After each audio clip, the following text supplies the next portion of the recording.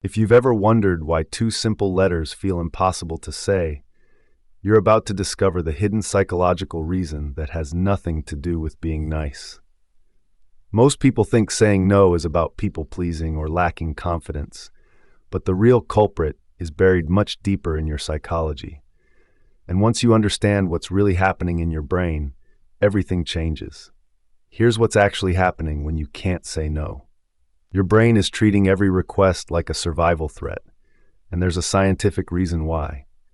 When we were children, saying no to our parents could threaten our attachment relationships.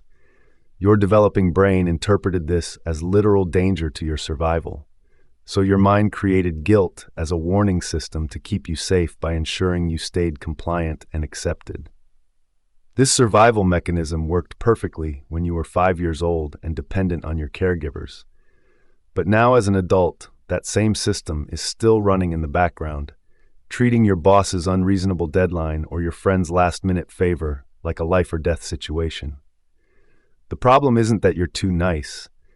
The problem is that your brain literally processes social rejection using the same neural pathways as physical pain.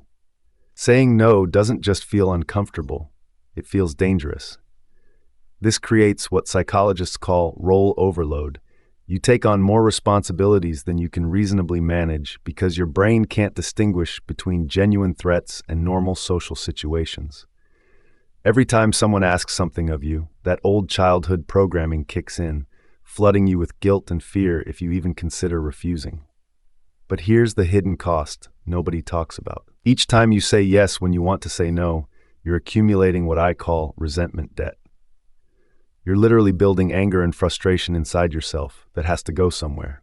Sometimes it explodes in unexpected outbursts. Sometimes it turns into passive aggression. And sometimes it gets turned inward, manifesting as chronic fatigue, anxiety, or depression. Meanwhile, you become increasingly disconnected from your own needs. You ignore your fatigue, suppress your irritation, and gradually lose touch with what you actually want. Your entire self-worth becomes tied to what you do for others, making any refusal feel like a threat to your very identity. Let me show you how this plays out in real life. Sarah works 60-hour weeks because she can't say no to extra projects. She tells herself she's being helpful, but really her childhood brain is terrified that refusing will make her colleagues reject her. Every night she goes home exhausted and resentful, but she doesn't connect her stress to her inability to set boundaries. Then there's Mark, who says yes to every social invitation, even when he desperately needs alone time. He's operating from that same survival programming that equates saying no with losing relationships. But here's the ironic twist. His constant availability and hidden resentment is actually damaging his relationships more than honest boundaries ever could. The people who consistently ask you to always say yes, they're often the ones creating unhealthy, codependent dynamics. Healthy people don't need others to sacrifice their well-being to maintain the relationship. So how do you break this cycle? First, recognize guilt for what it really is. An old friend who helped you survive childhood but whose advice is no longer needed. When guilt shows up after you set a boundary, thank it for trying to protect you. Then remind yourself you're not that dependent child anymore. Start small with low-stakes situations to retrain your nervous system that saying no is safe. Practice the phrase, "let me think about it," to buy yourself time when your automatic yes wants to kick in. Most importantly, remember that every choice has an opportunity cost. When you say yes to everything, you're giving up your capacity to invest in your own goals and authentic desires.